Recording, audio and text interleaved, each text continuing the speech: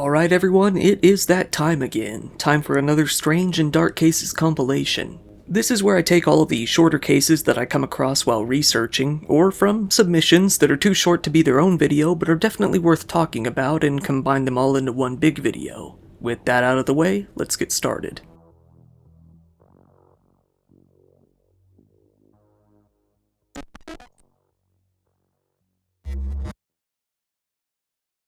Alright, here we've got adult film star removes the heads of an old couple.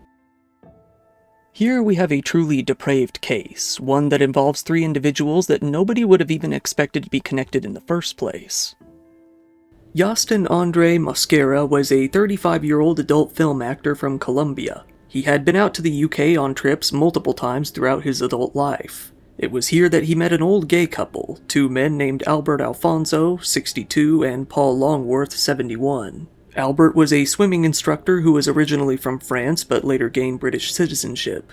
Paul was a retired handyman. Pictures later posted online show all three of the men posing and smiling together on different trips, like on the beach or in a boat. However, it definitely wasn't innocent behind the scenes. From the point they met, Yastin would repeatedly go out to the UK where he accepted money to sleep with Albert. While it isn't known exactly what they did, it has only been said that they would perform extreme sex that was degrading, filming the acts and posting them online. Yastin, though, had more on his mind than simply filming content. He had come to notice that the couple seemed to have saved up quite a bit of money. Yastin wanted a chunk of that money for himself. For weeks, he started Googling up different serial killers and finding out how they went about killing. He looked up serial killers from London specifically, taking a particular interest in Jack the Ripper. He also Googled Albert and Paul's home to find out about how much it was worth. Then he searched Facebook Marketplace for a large freezer. On July 8, 2024, when Yastin came over to the house to sleep with Albert, he first approached Paul downstairs. He abruptly struck him in the back of the head with a hammer. He then went into the bedroom, seemingly to do the deed with Albert. Acting nonchalant, he asked Albert where Paul was, despite knowing very well that he had killed him moments before. The two stripped off all of their clothes. Then he abruptly pulled out a knife and stabbed Albert. While he was in shock, Yastin moved around behind him and got him into a headlock. Albert screamed as Yastin once again began to stab him again and again in the torso in a complete frenzy. The two naked men began struggling and wrestling each other to the ground, slipping around in the blood. After a few short moments, Albert had lost too much blood and went unconscious. With his murderous plan complete, Yastin stood up.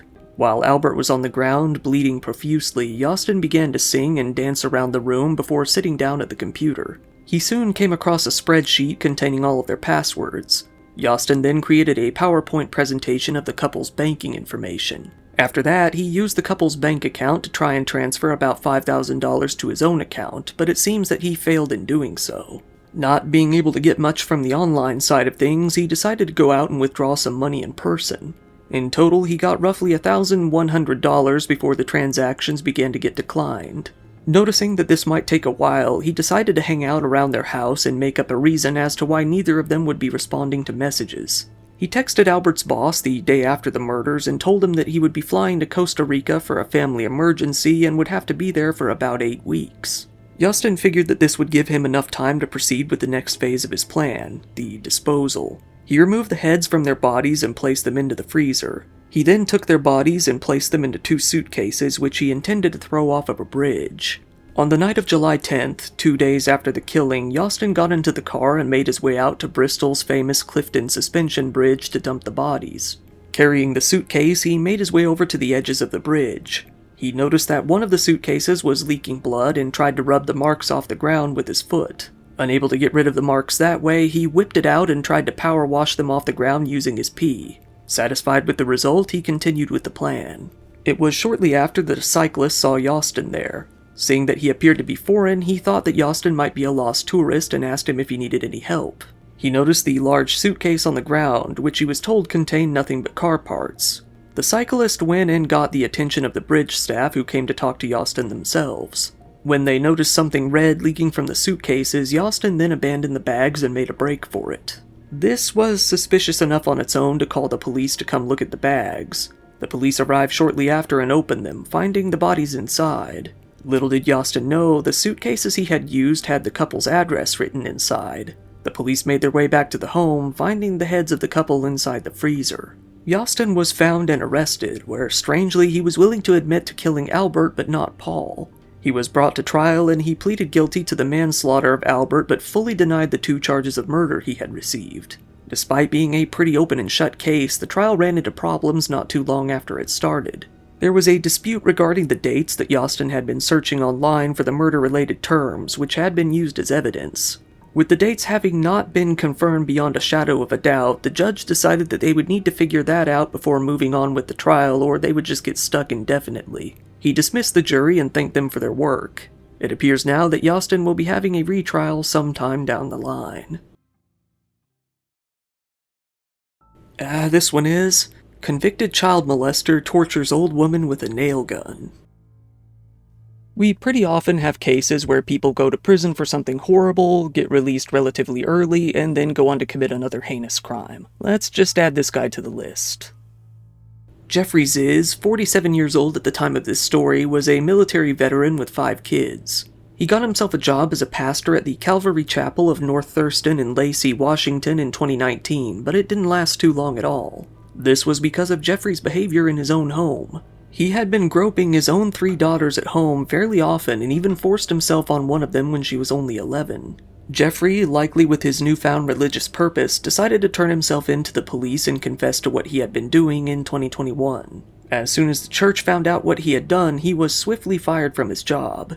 He was hit with various charges. Most of the charges were pretty severe: incest, rape, and molestation, all in the 1st degree. He was given a plea deal in which he would only plead guilty to 2 of the charges in exchange for staying away from his kids and getting treatment for mental illness. He only ended up serving 11 months in prison before he got out on parole. Now, with nothing to do after being released from prison, Jeffrey started working as a handyman. He began working various jobs for an 82-year-old woman named Marcia Norman. Jeffrey quickly began to get feelings for the woman. These feelings soon turned into an absolute obsession. One night, he decided to sneak into her house and make his way up to her bedroom. There, he began to massage Marcia's shoulders as she slept. He then hovered over her bed and stared at her for a prolonged period of time.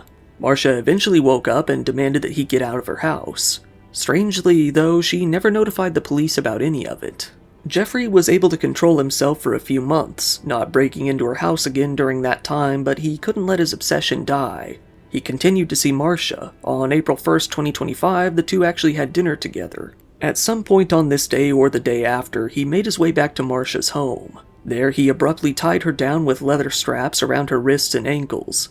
He then proceeded to torture the woman for a good portion of the day. He beat her repeatedly before deciding to end it all with a shot to the head from his nail gun. It was later reported that the whole attack had lasted for hours and that her death was anything but instant.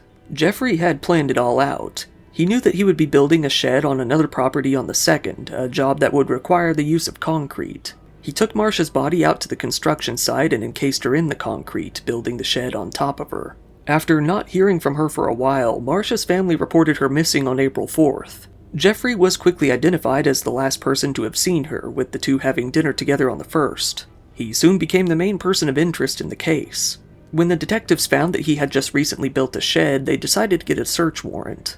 There, they found Marcia's body, encased in concrete and buried underneath. Jeffrey was now well aware that the cops were on his trail, so he stole his roommate's truck and made an attempt to flee the state. He didn't get all that far, though, crashing the truck into an elk while traveling through Montana. The police quickly found him and arrested him shortly after. They made their way out to his home and executed a search warrant. There, they found a 5-page letter that he had written. The letter read as some sort of fan fiction or erotic fantasy where he meticulously planned out how he would rob and sexually assault a woman who he worked for. Oddly enough, though, the sexual assault part of the plan didn't play out in the actual attack. The police put the district attorney on blast for even releasing Jeffrey in the first place, given that he had gotten such a short sentence for what he had done to his own kids. It was never even proven by his parole that he was getting the mental health treatment that he was supposed to be getting.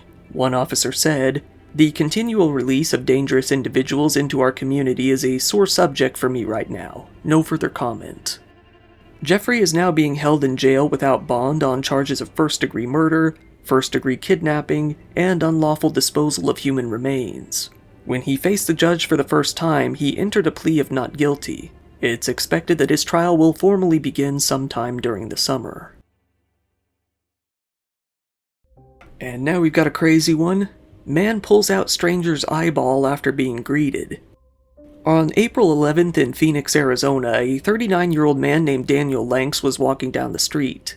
According to the courts, Daniel had been arrested just the previous month on charges of aggravated assault and organized retail theft. He had just recently been released on prison on his own recognizance. However, Daniel still very much posed a danger to the general public, and he would come to prove that very quickly just 1 week later. Daniel was near a shop at an intersection when a man crossed his path at about 1 a.m. This man looked at him and said, "How are you doing?" Daniel responded with a quick, "I'll whoop your ass."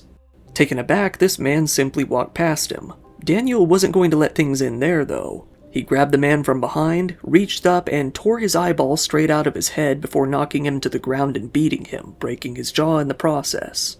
The police were quickly on the scene and arrested Daniel after he fled a short distance away. They began to read him his rights as they cuffed him. Daniel responded by telling them to shut the fuck up and saying that he didn't understand his rights. He was thrown into jail, booked on charges of felony aggravated assault. In the court documents, the police stated, the victim stated that during this incident he was in fear for his life and safety, believing that Daniel could have killed him. The attack was completely unprovoked, and he did not threaten Daniel, challenge him, and did not have any form of weapons to be perceived as a threat. The victim stated his loss of the use of his right eye and fractured jaw will forever impact the quality of his life and is unsure if he will ever be able to work again or perform many basic life functions. Daniel is currently still in jail on a $500,000 bond that he's very unlikely able to pay. The police say that he's both a danger to the general public and a flight risk, urging the system not to allow him to be released. Let's just hope that he stays there for quite a while this time. And this one is, man hides an ex-girlfriend's shower as a prank. We've seen a lot of just a prank bro type of people on this channel over the years, and I'm gonna put some really hard air quotes on the prank aspect of this one. That's mostly because I don't really know if you could call it a prank. Let's get into it. A 25-year-old man in South Carolina named Jackson Colum Arnold had an on-again, off-again, mostly off-again girlfriend that he had been arguing with. After fighting over text all night, Jackson decided that he would make his way out to her house. Knowing that he shared his location with her on the Life 360 app, he made the choice to leave his phone at home so that she wouldn't suspect a thing. Knowing that his ex lived in a garage converted to a home on her parents' property, he parked a ways away from the house so that he wouldn't be noticed. Getting into his ex's house, he picked up a pair of her bike shorts, put them over his head, and then put a hat on top of that to hide his face. To make it seem like a crime sexual in nature, he decided to remove his pants and underwear and be completely naked from the waist down. It was now midnight and the woman was in the shower. He decided to hide around the corner and wait for her to come out. When she did, he jumped out with a knife and grabbed her. When the woman fought back, Jackson held the knife to the side of her head. Then he pretended to slash her throat with the knife without actually touching her with it. She pushed him away, but he soon returned and began to choke her. It appears that it was some light choking as she was able to pull the hat and shorts off of his head to see who he was. Learning that it was only Jackson didn't do anything to calm her nerves, though. As Jackson told her that it was all only a joke, she said that she needed her mom to help calm her nerves. As soon as her parents were in sight, she yelled at them to call the police. Jackson quickly threw his jeans back on but forgot to put on his underwear. She told the police that she legitimately feared for her life and thought she was about to be raped or even killed. Jackson dismissed the whole thing, saying that he only broke into her home to surprise her and, in his own words, lighten the mood. The police found his underwear on the ground while talking to him. Jackson was booked in the early morning on charges of first-degree burglary, possession of a weapon during a violent crime, assault, and battery. He's being held without bond. Next one is, Congressional candidate arrested for child trafficking. Alright, now it's time to stir up some political conversations and get everyone all pissed off, because that's what's been happening in a lot of these compilation videos lately. This is the story of a man named Carl Sprayberry.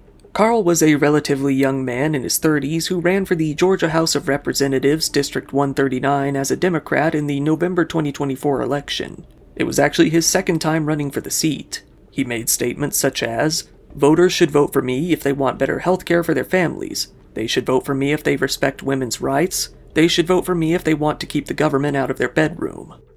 However, he also took a focus on children, making it appear that he really cared for them, stating, "The very first thing I want to do is expand peach care coverage in the state of Georgia. Right now, it terminates when the child turns 1. I want to expand that up to age 4 for the child. That would give new parents more time to get private health care for their kids." In the end, Carl didn't win. While it looked like he was a sure thing at first, he eventually lost in a complete landslide to the Republican candidate. So he returned to life working as a chef. It was actually after the loss that Carl would go on to make the news like never before. This was when he called for the assassination of Donald Trump on Twitter. On his account, he simply wrote "Bomb Mar-a-Lago." In another post, he more clearly wrote out, "It's time to kill Trump. This is why the Second Amendment exists." Given that this was a direct incitement of violence, his account was suspended. Meanwhile, the police were working on an operation behind the scenes. They were looking for child traffickers, doing so by tracking down individuals who were talking to minors over the internet. Specifically, they were looking for sexual conversations and anyone trying to travel for the purpose of meeting these minors in person. The operation lasted from April 25th to 28th, and in doing so, they were able to identify 19 different suspects. As you can probably assume, Carl Sprayberry was one of those 19 men who were arrested. The authorities said that he was thrown into jail after it was found that he engaged in explicit conversations with children and arranged to travel and meet at least one child for the purpose of sex. He was caught doing so over both social media apps and dating websites. While the number of his charges aren't specifically known, it has been made clear that he's been hit with at least one charge of human trafficking, electronic pornography, and child exploitation. Luckily, the police said that he never did get the chance to harm any of the children he was talking to, that they know of. The Muskogee County Sheriff, Greg Countryman, said, "It takes a sick individual to want to take away a right that a child has, and the freedom and the safety and the comfort that a child has, to bring harm to these children. I can't stress enough for the parents. Please monitor your children and what they do on computers. It's okay to be a nosy parent. Know who they're speaking with because we're not going to stop until they stop preying on our kids." And while we're on the subject of stuff like that, Teacher of the Year had sex with students. It seems like in a lot of these recent videos, we've seen a lot of cases of female teachers getting into situations with their younger male students. So here's another one. This is the story of Jacqueline Ma, an elementary school tutor at Lincoln Acres Elementary School in National City.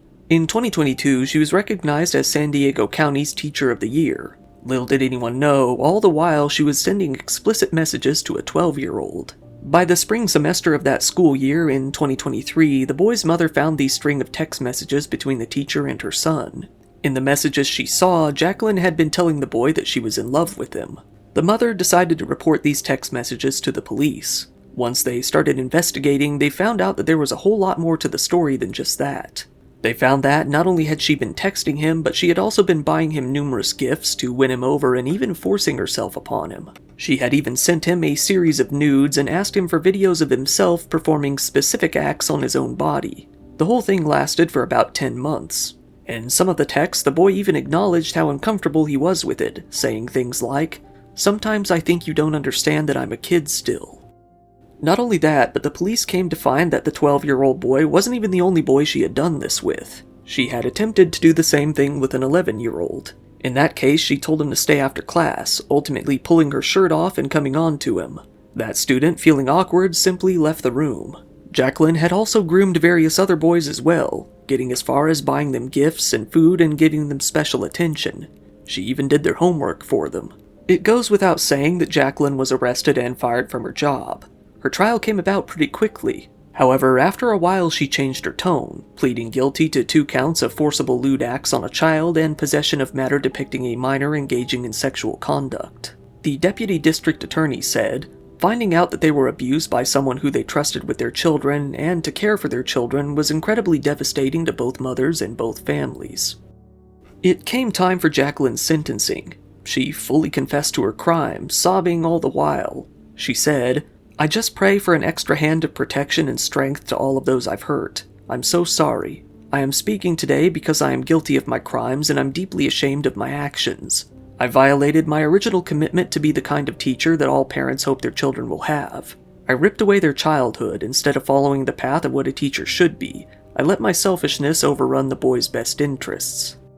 While the female teachers in these cases usually get little more than a slap on the wrist, Jacqueline was actually looking at 180 years in prison. By the end, though, she ended up receiving 30 years to life in prison, meaning that she will have to serve a minimum of 30 years before she could have the chance to be released on parole. She will also be required to register as a sex offender. And now, man brings his daughter to robbery and ditches her.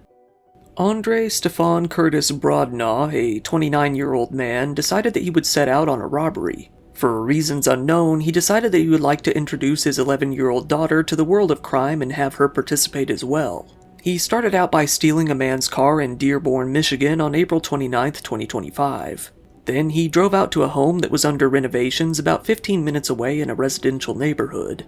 At the home, he broke in with his daughter trailing behind him. Not content to only have her there to watch, he actually made her participate in the robbery, having her assist him with stealing various items.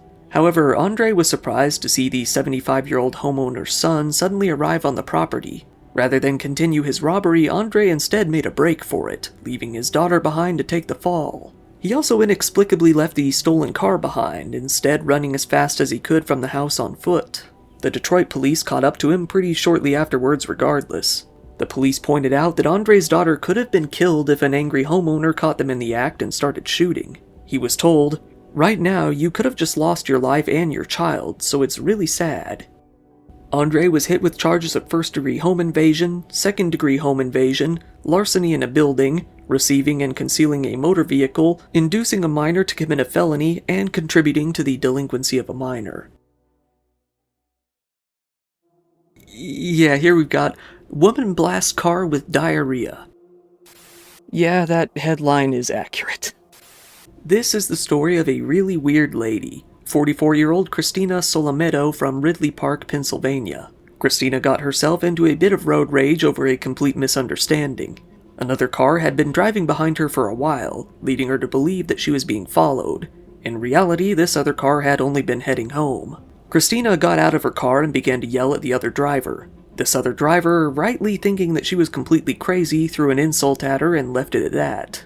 Christina wouldn't have that, though. She had been feeling a rumble in her stomach and decided to put it to good use. She walked over to the other car, pulled down her pants, and aimed her crap cannon towards the hood. It was then that she, as the police put it, deposited an accumulation of liquefied human feces on the car. After glazing the car with her butt juice, Christina simply pulled up her pants, walked back to her car, and continued on her drive. Little did she know, someone had recorded the whole incident. That person uploaded the video online and it soon went viral. She ended up with the nickname the Delco Pooper. This led to the police tracking Christina down to her own house.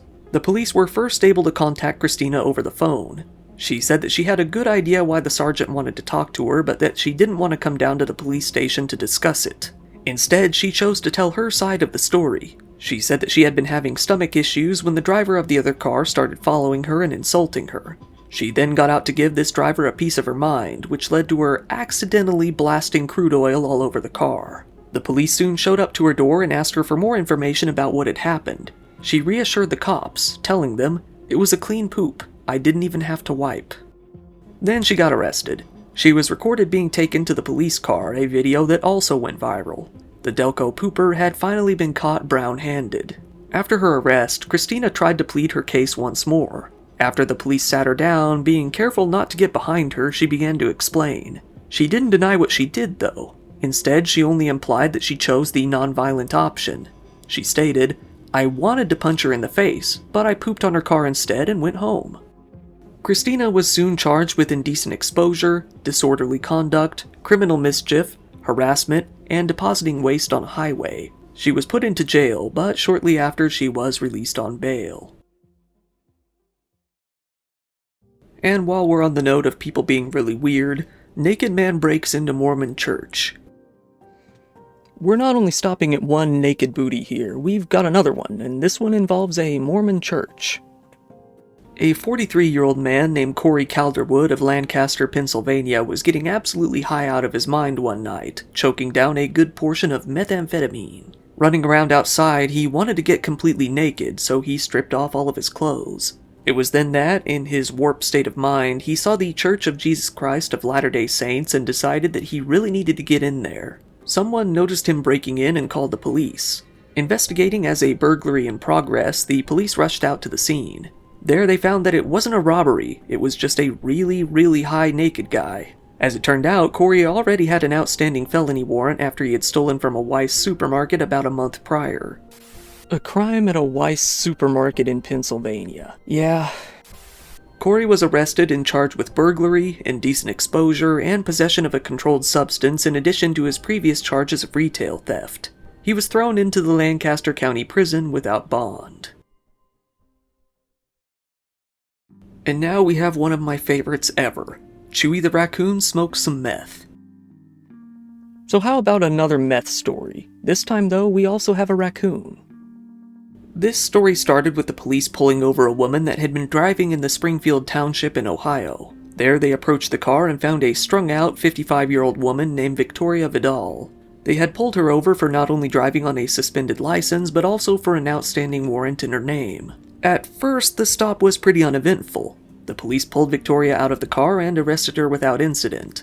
However, that's when things became truly unusual. That was when her pet raccoon named Chewy made his appearance, scrambling up to the front seat of the car. Chewy was holding a mysterious item, one that turned out to be Victoria's own meth pipe. Chewy, holding it in his hand, began to put it up to his mouth and start sniffing it in. One woman who had been with Victoria tried to take it away, but the cop told her not to touch the car and that he would get it. The officer could barely contain his laughter as he took the pipe from the raccoon. Oh, there's no way! He's trying to smoke it! Alright. Thanks. There's no way! Alright, enough fun and games. Huh? Oh. Yeah, he's on his way here. Keep an eye. She was trying to take the meth pipe out of the car. Just keep an eye on her real quick.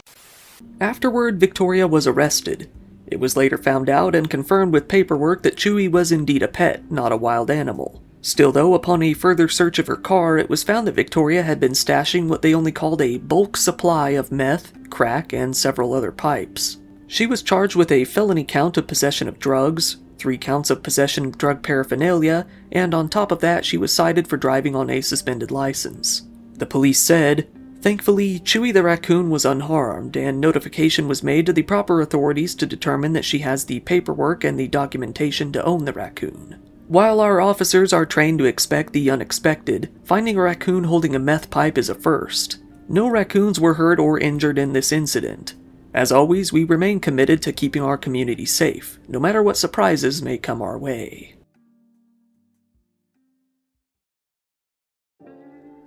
Once again, thank you for watching my video. I'm just now noticing that I don't think this one had a Florida man in it at any point.